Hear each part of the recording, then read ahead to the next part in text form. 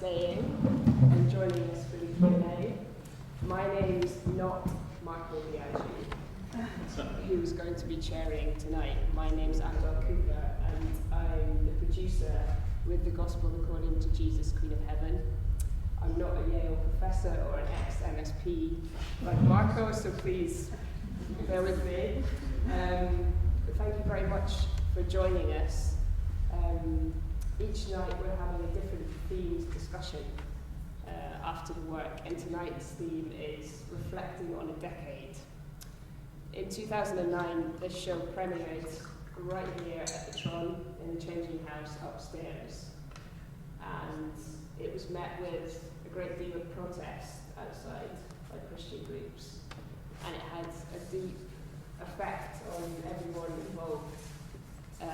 On Jo, on the team that she worked with, on the people here at Tron, on Stephen here, who was the president or producer of Glasgow, which commissioned the work, and to the wider artistic community of Glasgow.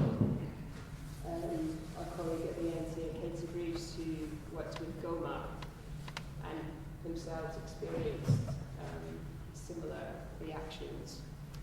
So we thought this would be an excellent opportunity to invite them today to reflect 10 years later. Here we are back in the Tron with the Gospel According to Jesus, Queen of Heaven, without the protesters outside, with a very different kind of reception, to think about where we've come and what's changed, and to hear from the people that were there in 2009. So, I think, should we go to you first, Jo, if you can tell us, what was it like for you? I was terrified. I was terrified tonight, actually, when I came in, because I think the body remembers terror. I was terrified because I'd hardly performed. I'd been blocked as a performer for almost all my life by that stage.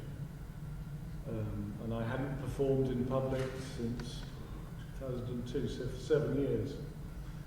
In those 7 years, I'd lost the love of my life, Susie. I'd lost my job.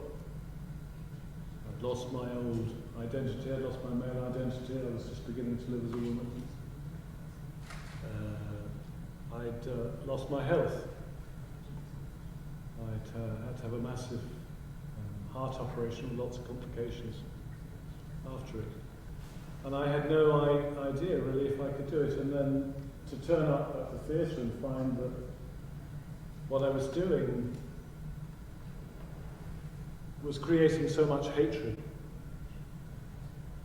And when I'd been very young, when I was 15, and I was playing girls' parts in school plays and absolutely loving it. Looking back, it's clear that was when I discovered my vocation, but my fear of how much I identified as being a girl, and my fear of the bullying that I would receive if anybody knew it, my fear of my own shame, my fear of my father. I had a strong sense then that if I kept on acting, people would know that secretly I wanted to be a girl, and that if that happened, I would die. I thought I would literally die of shame, and people would hate me. People would hate me if they knew who I was. And then here I was, God knows how many years later, in 2009. This all happened in 1965, so you can do the maths probably. I was here, and people did know I was trans, and they did hate me. They hated me with an intensity that I just completely took me by surprise. Because as far as I was concerned, this was a work of devotion. I think the other thing to say is that in those days, there were no other trans performers. I was the first, as far as I could tell. And certainly none of us had ever tried to be Jesus before. And so this was a very, very frightening enterprise in itself. And doing it under those circumstances was even more frightening. And the other funny thing that really frightened me tonight, actually, was that Natalia and Renata were here. And the last time they came to see me perform, it was in Belo Horizonte in Brazil.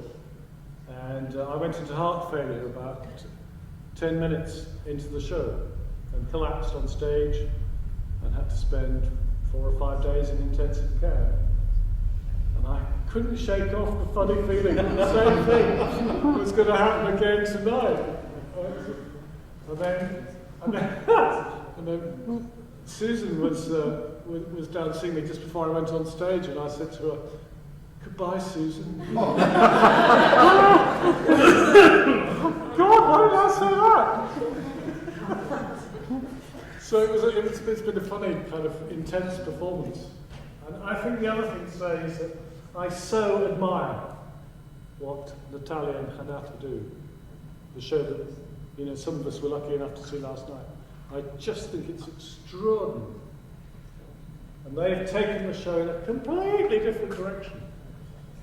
It's something I'm very proud of, actually, that the script is strong enough to enable that to happen. So beautiful what they do. And just watching Renata makes me wish I was 35 and slim and beautiful and sexy instead of 70 and overweight and with arthritis that means I can hardly move and have to sit down all the time. So there was a lot going on for me tonight, and I'm pretty amazed I got through it, actually. Thank you for being so patient.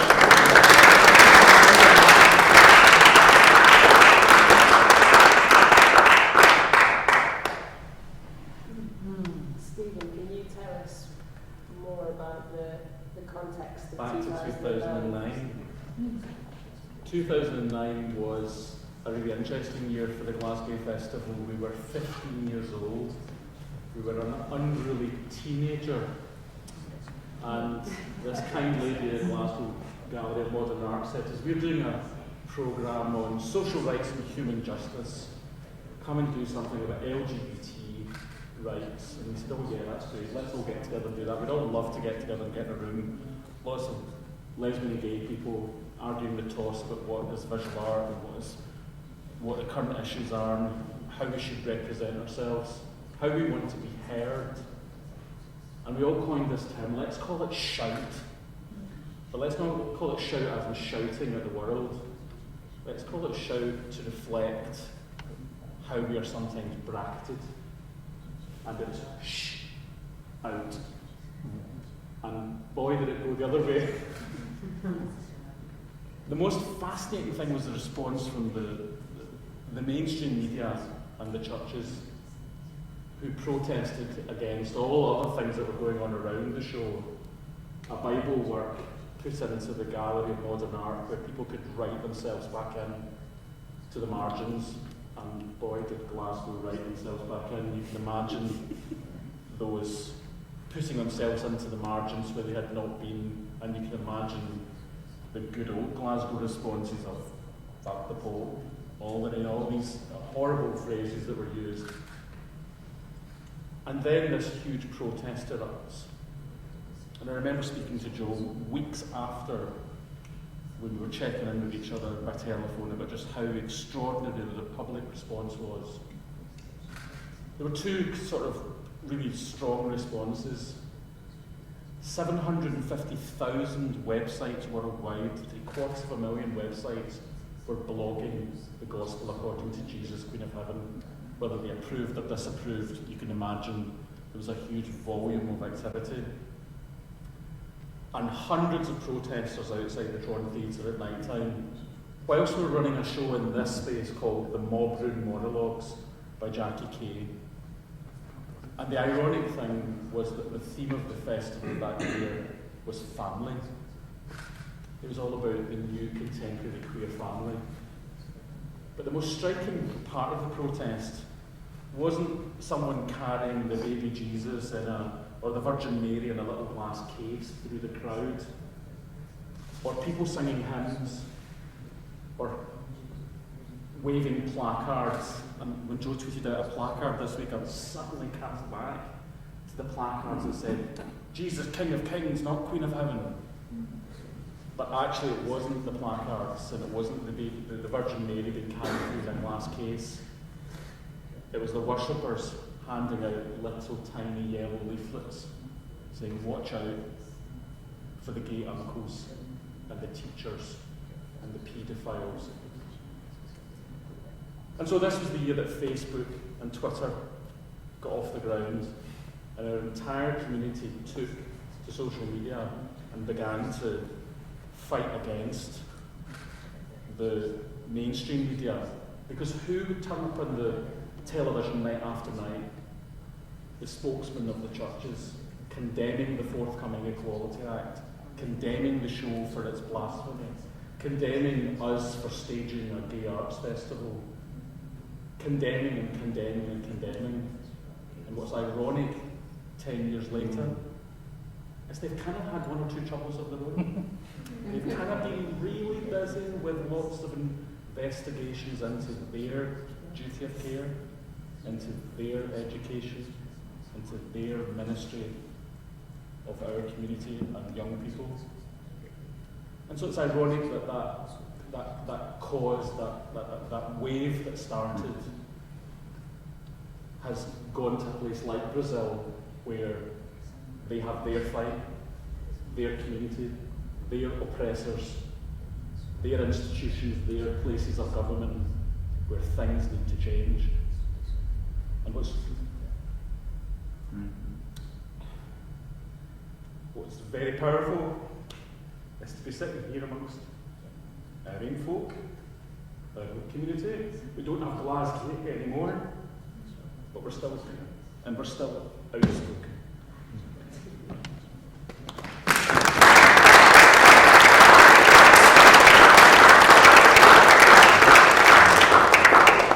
Can I just say that when Stephen spoke about it as being lesbian and gay, there was no trans art. There was no trans representation at that time. This shows the first. And just think what has happened in the last 10 years. And how wonderful that you mentioned the Bible, and how wonderful that we've been able to commission a show with a cast of oh gosh, every kind of beautiful person, every gender imaginable, and that it is based on that Bible, and we can hear it on Saturday. I'm incredibly proud about that. That is a sort of healing of the stuff you went through. There is one person I think I'd like to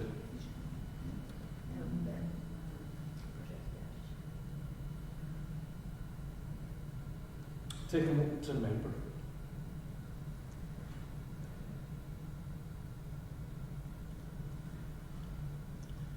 One artist who fought for us, who campaigned, who marched the streets, who fought against them, who handed out leaflets, handed out red scourers, and said, clean yourself, Glasgow, that this is an injustice, was the drag king Diane Torr, who sadly passed away.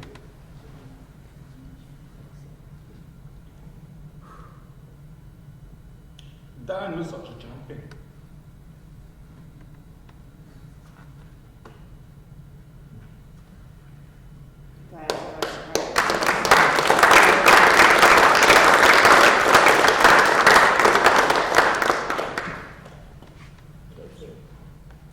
Could you tell us a little bit more about the Gallery of Modern Art, GoMA's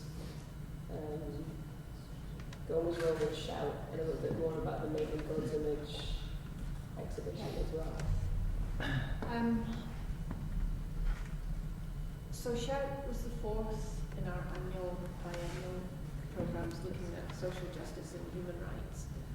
And I was kind of thinking about this because I'd been asked to think about 10 years ago and then now.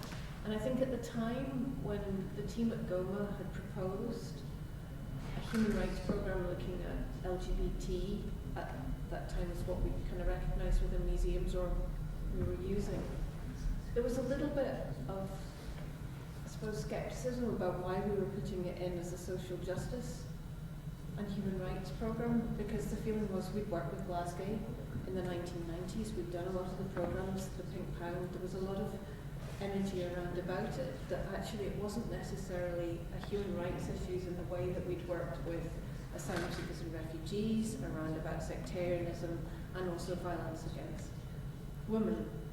I think the energy from a number of the partners that we developed, Shout, and came up with a name, and worked with us to develop a programme, support for funding applications, all of these things, was 18 months before the actual exhibition kind of took place. And you know, when Stephen approached me with various commissions through Glasgow, including this one with Joe, it was a kind of perfect opportunity to be able to support a programme that didn't just sit within our museum in the centre of town around an exhibition, or didn't just sit within visual arts. You know, we knew visual arts, but we weren't an arts programmer, and that's where the partnership with Glasgow was able to kind of spread it out across the city and kind of open up opportunities for different kind of conversations across the city. So there was a real energy and excitement that we had around about the programme before it launched in the April of that year. And I suppose it kind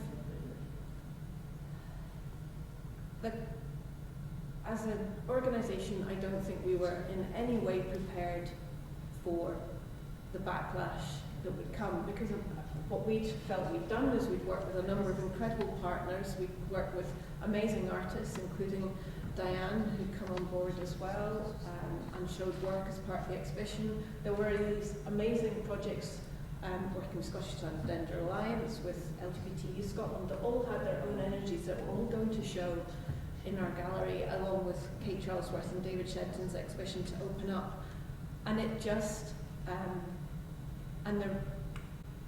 and as an organisation, we just were not prepared. And I think we recognise now that we made several mistakes, in that we didn't just answer initial complaints in the way that we would do. We did complaints procedure in Glasgow Life and Glasgow museums. We kind of went into freefall and paralysis about answering some of the questions that came through initial Daily Mail articles about the Mapplethorpes within the exhibition, that then moved into the Made in God's Image exhibition, and it just escalated into something that the organisation, Glasgow Museums as part of Glasgow Life, felt that in order to manage it best, we just close it down as quickly as possible. Which actually was, in the organisation's light, it wasn't that it wasn't supporting what it was doing, and it would say that it kind of saw through everything, but actually from a perception of outside of the organisation, it felt like the organisation backed off. And so I think on a process of reflection a year later, Stephen was part of that group, there was a recognition amongst all of us that we've made fundamental mistakes in not standing up and being brave in the same way that a lot of people around us were doing through public social media. In terms of social media, Glasgow Life and Glasgow Museums, we weren't on Twitter. Our marketing team, none of our marketing team were even on Facebook at that time. And as individuals within that organisation, we weren't allowed to go on publicly. Everything had to be channeled through that. So I think it's incredible. I mean, I feel I didn't see the play at the time because I was on maternity leave. But the fact that this play is here 10 years later, and it came last night, and I know I was on the outside watching all of this and seeing the hatred and seeing it kind of cut and paste and go around the world through web technology, and being here, and actually the joy and the energy that comes through this performance in front of all of that hatred, I find incredibly powerful. And I just wanted to say, so I suppose that's my reflection 10 years on, is how that joyousness and what you give back continually is beyond anything that I know our organisation would ever do. But just, I am in awe. So I'll leave it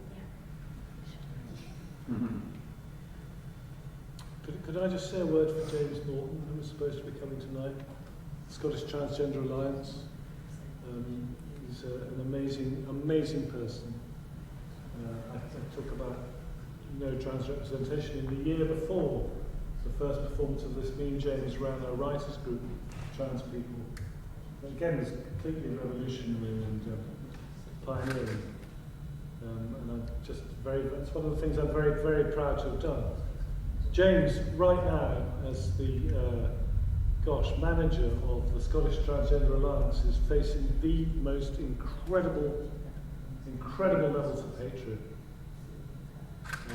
from horrible organised, call themselves gender critical feminists. The level of transphobia that he and his organisation are exposed to at this moment is just appalling, and it is making him ill. That's why he can't be here tonight. But I want to pay tribute to the work he's done. I think everybody in that organisation feels very discouraged right now. They feel they're not achieving anything. But I would say that the empty street last night and tonight is a sign of how much Scotland has changed, and it's a tribute to the success of their work.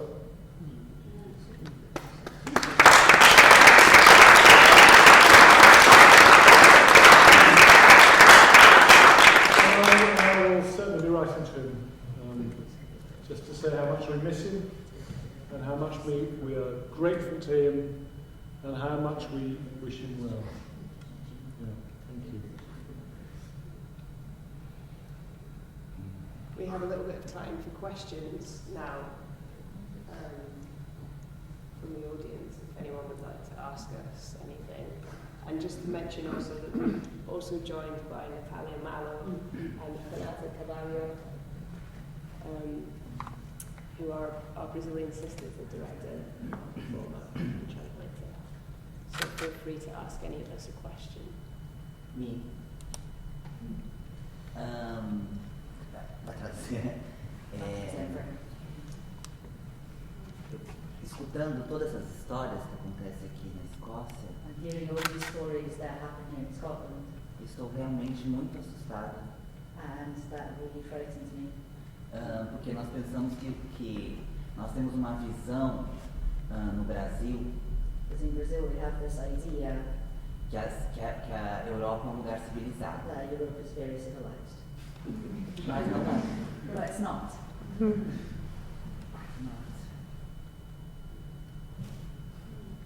I would like to say about Brazil that one of the great, incredible gifts that Brazil is giving the world is a travesti identity. We suffer immensely in this country from the gender binary. This absurd idea that if you're not a man, you're a woman. If you're not a woman, you've got to be a man. This is appalling. This causes all sorts of suffering to all kinds of people. It certainly has caused me a great deal of suffering. And this beautiful identity that Renata so beautifully embodies is a source of freedom and liberation and inspiration to the world. So thank you, Brazil.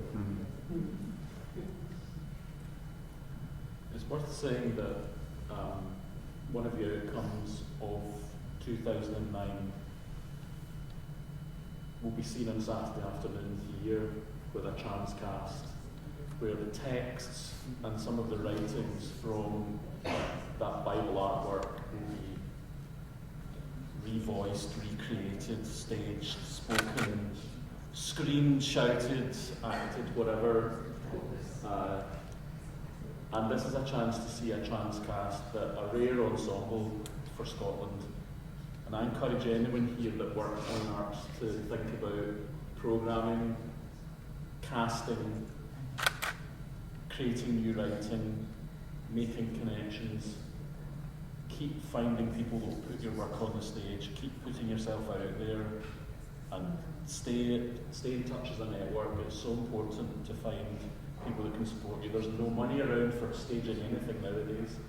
It's really hard to get Creative Scotland funding for trans work, but Joe's done a great job in 10 years. This show keeps rolling. It keeps rolling. So come along on Saturday and hear something. Have that moment where we can really wash all of this badness away. Because tonight was such a blessing. It was so beautiful to be in the audience watching this great Not the Last Supper.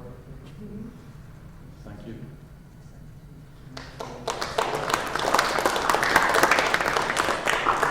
just wanted to jump on the back of that to say, when you talked, Joe, about this idea of that 10 years ago this show was the first and that there were no trans performers or trans arts voices, when we did an open call for this project that's happening Saturday afternoon to any trans and non-binary identities, we had no idea, I think you probably agree with me on this one, Annabel, we had no idea if we were going to have like 2 people reply, and that was the show we were making out of it. And instead we had 20 plus incredible, queer, brilliant voices that we wanted to cast all of to make a show. And when you say that, my brain can't wrap around the idea that there was no trans and non-binary queer performers in that space. And looking at 10 years on now and the generation of performers that are coming through, that feels really promising,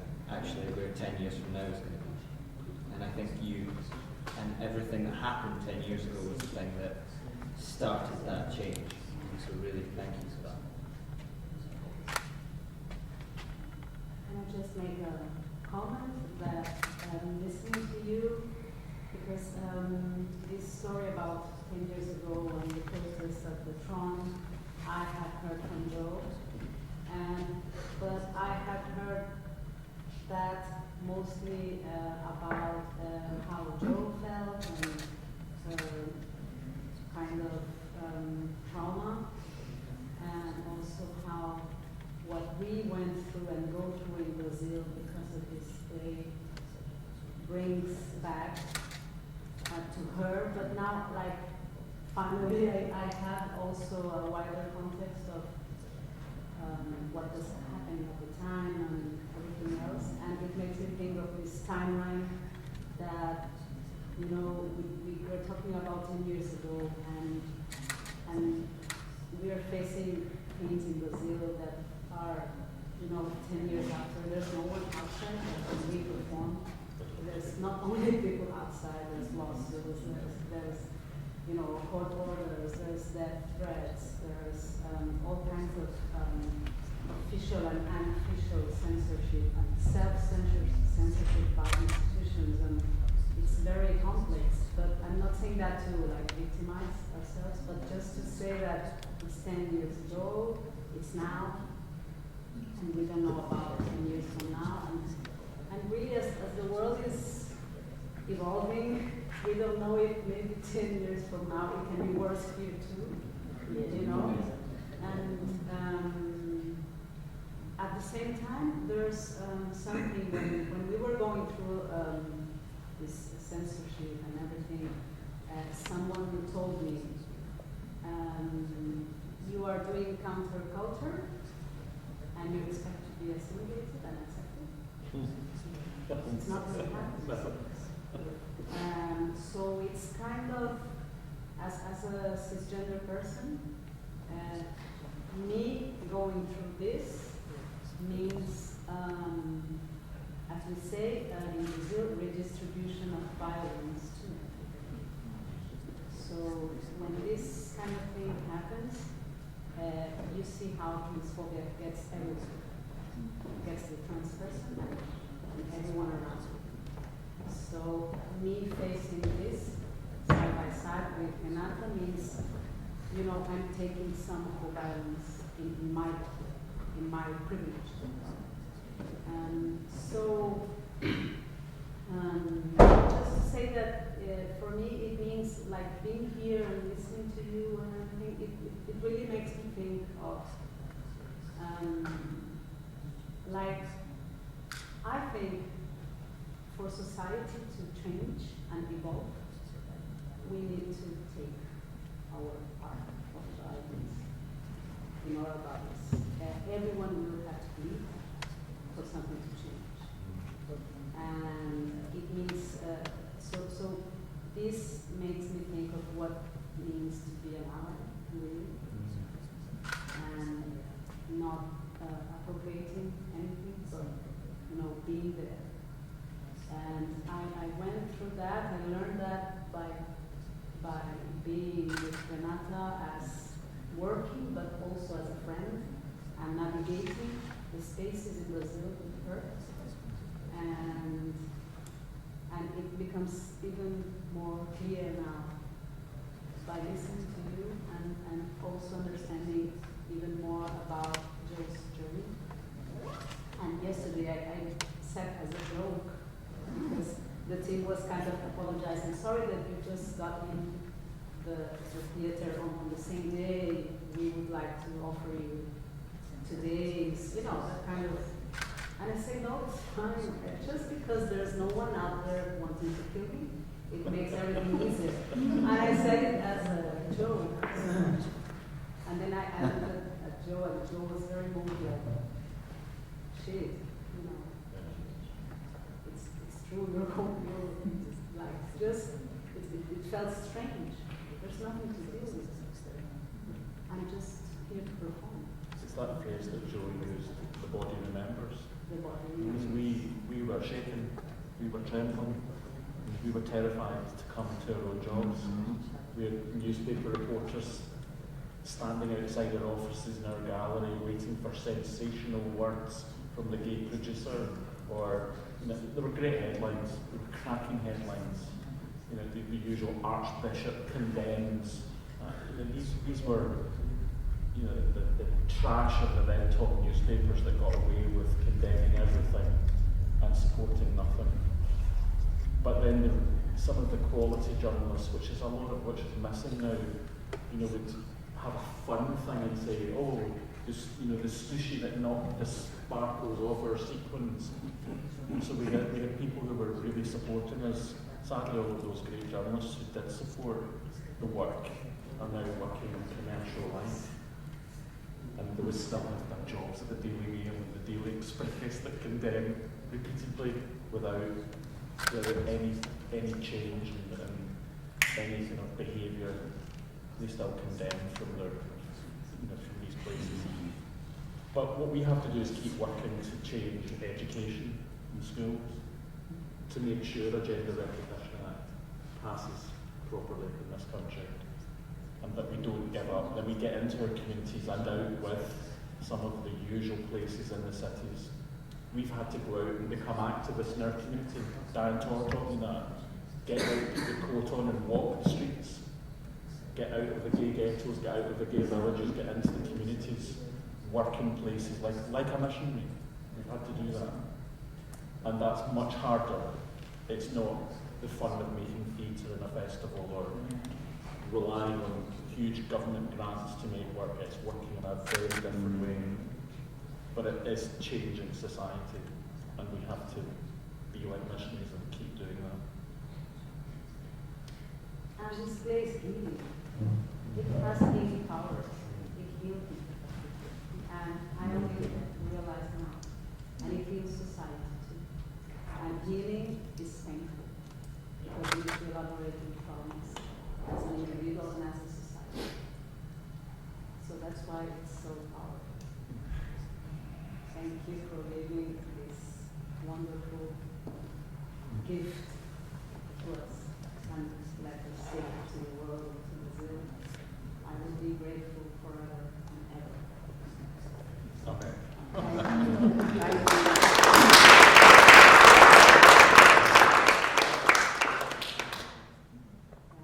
We have to draw to a close now, but thank you very much for joining us, and we'll be moving into the park to continue the conversation there. But thank you very much, Joe.